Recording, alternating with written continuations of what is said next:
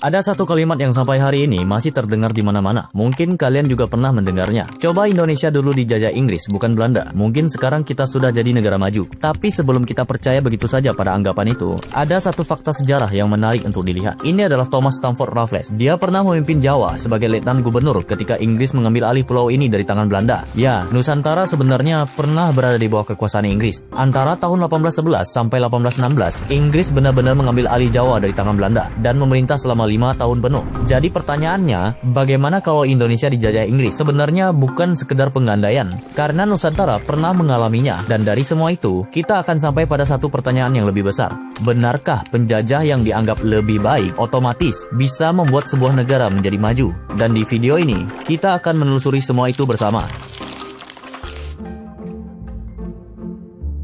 Sebelum kita bicara soal Raffles, perhatikan peta ini. Bukan warnanya, bukan batas-batasnya, tapi skalanya. Di abad ke-19, British Empire menguasai hampir seperempat daratan di seluruh planet ini. Lebih dari 400 juta manusia dari berbagai ras, bahasa, dan budaya hidup di bawah satu bendera yang sama. Bendera yang tidak pernah mereka pilih. Sejarawan sering menyebutnya sebagai kekaisaran terbesar yang pernah ada. Tapi ada satu hal yang lebih konsisten dari sekedar ukurannya. Dimanapun Inggris mendirikan kekuasaannya, ada satu hal yang selalu ikut mereka bawa. Ekspansi British Empire. Pada intinya adalah operasi bisnis berskala benua. Nah sekarang, kita masuk ke awal abad ke-19. Dan situasinya sedang sangat tidak stabil. Napoleon Bonaparte sedang mengubah peta Eropa secara paksa. Satu persatu kerajaan di benua itu berteguk lutut. Belanda pun tidak luput. Ketika Napoleon Bonaparte menunjuk adiknya sendiri, Louis Bonaparte, sebagai Raja Belanda, implikasinya langsung terasa sampai ke ujung dunia. Begitu Belanda menjadi bagian dari Prancis, seluruh koloni Belanda, termasuk Hindia Belanda, otomatis berpindah status di mata Inggris, dari tetangga menjadi musuh. Dan bagi Inggris yang sudah terlatih membaca peluang, ini bukan krisis, ini adalah undangan. Tapi perlu aku luruskan satu asumsi yang sering muncul. Inggris bukan tiba-tiba datang dari jauh dan menemukan Asia Tenggara. Mereka sudah ada di sini jauh sebelum invasi ke Pulau Jawa terjadi. Sejak 1685, lebih dari satu abad sebelumnya,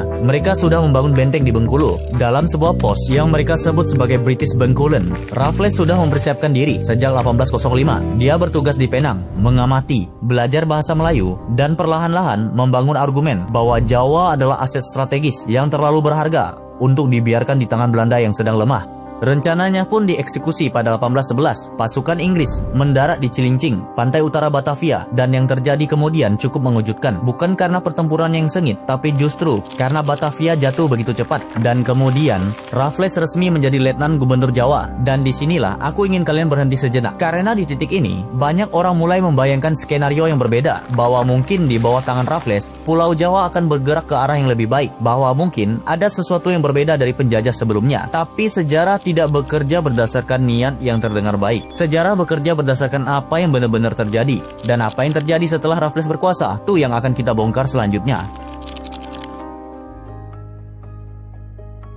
Aku ingin kalian fokus ke satu tanggal ini, 20 Juni 1812. Atas instruksi langsung Raffles, pasukan gabungan Inggris, tentara Eropa, dan India menyerbu keraton Yogyakarta. Bukan mengepung dari jauh, bukan sekedar mengancam, mereka menyerbu masuk. Raffles menuntut keraton menyerah saat itu juga. Tapi Sultan Hamengkubuwono II tidak pernah menyerah. Dia justru balik menuntut Inggris yang mundur. Perundingan buntu, dan perang pun pecah. Puluhan ribu prajurit Jawa mati-matian mempertahankan kedaulatan Yogyakarta. Dan pada akhirnya, Inggris menang.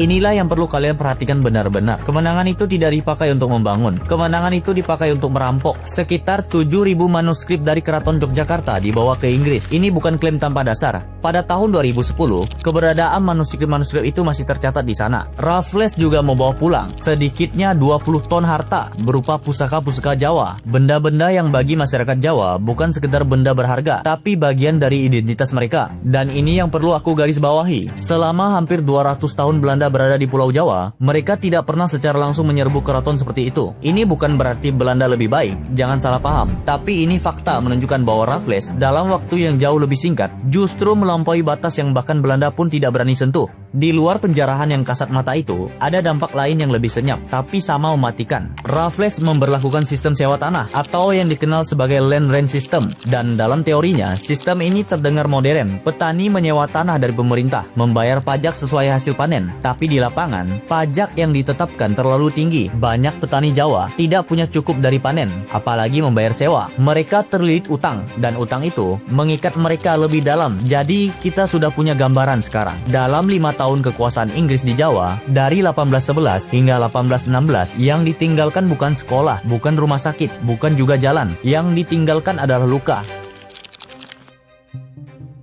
Apakah Indonesia akan semaju Singapura atau Malaysia jika dijajah Inggris lebih lama? Pertanyaan ini perlu dijawab secara serius.